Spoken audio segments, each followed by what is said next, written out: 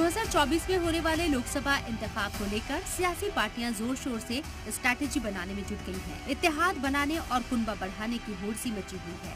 NDA और PDA alliance बनाकर सियासत को नई सिमत देने की तैयारी है। अपोजिशन इस बार मोदी हुकूमत को शिकस्त देने के लिए दम ठोक रहा है। 26 पार्टियों को साथ में लेकर एक तरह से ये पैगाम देने की कोशिश है कि 2024 में अपोजिशन की गाड़ी सबसे आगे निकल जाएगी। बेंगलुरु में अपोजिशन पार्टियों की 2 दिन की बड़ी मीटिंग हो रही है। इस मीटिंग में कई अहम फैसले लिए जा सकते हैं। शहर में पोस्टर के जरिए माहौल बनाया जा रहा है। जगह जगह पर बड़े लीडरान के पोस्टर लगाए गए हैं। दरअसल कांग्रेस अपोजिशन इत्तेहाद के जरिए बड़ा खेल करने की तैयारी में है। जराये के मुताबिक बीजेपी के खिलाफ मजबूत गठजोड़ बनाने के लिए कांग्रेस फिर से यूपीए को मजबूत करने की तैयारी में है। 2004 से 2014 तक मरकज में रही मनमोहन सिंह की अगुवाई वाली हुकूमत में यूपीए की कमान सोनिया गांधी ने संभाली थी। जराये का कहना है कि सोनिया गांधी के बहाने अपोजिशन पार्टियों को एक पैगाम देने की कोशिश की जा सकती है कि अपोजिशन की सदारत करने के लिए कांग्रेस तैयार है। शायद यही वजह है कि कांग्रेस अब ज्यादा एक्टिव मोड में नजर आ रही है, लेकिन बीजेपी भी कहीं से पीछे नहीं है। प्रधानमंत्री और बीजेपी भोखलाई हुई है कि पटना के बैठक के बाद अचानक प्रधानमंत्री को एनडीए का ख्याल आया। एनडीए में नई जान फूंकने की अभी प्रयास हो रही है। अब तक एनडीए का जिक्र नहीं हुआ करता था। अचानक कुछ 4-5 दिनों से हम पढ़ रहे हैं, सुन रहे हैं कि एनडीए की बैठक कल बुलाई गई है। तो ये अचानक एनडीए जो एक भूत बन गया था, उसमें एक नई जान फूंकने की कोशिश की जा रही है और ये पटना सम्मेलन का एक नतीजा है। मैं बताऊं कि 25 जुड़े, 26 जुड़े, 36 जुड़े, ये कोई महत्वपूर्ण मायने नहीं रखता इसका, क्योंकि 24 के चुनावी चूल्हे पे जो ख्याली खिचड़ी है वो खानदानी खुरचन से ज़्यादा कुछ नहीं साबित होगी, क्योंकि ख्वाहिशें अनेक हैं, ख्वाहिशें एक है और ख़ानदान अनेक हैं।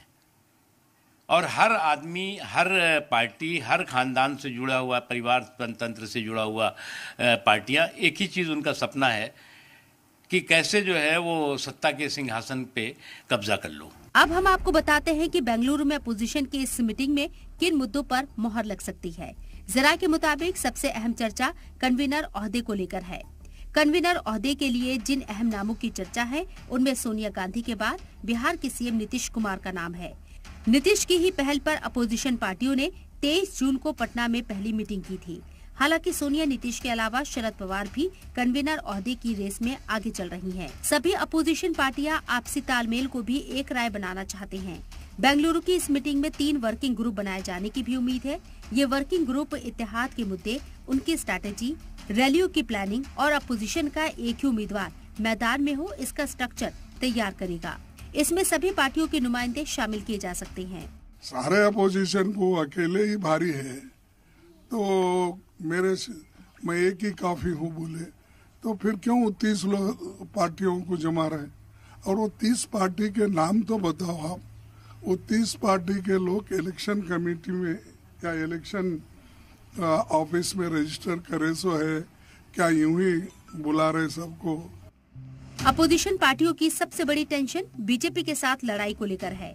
बेंगलुरु की मीटिंग में एक साथ बीजेपी को इलेक्शन में घेरने और अपोजिशन पार्टियों को मजबूत करने की स्ट्रेटेजी बनाने पर मोहर लगेगी।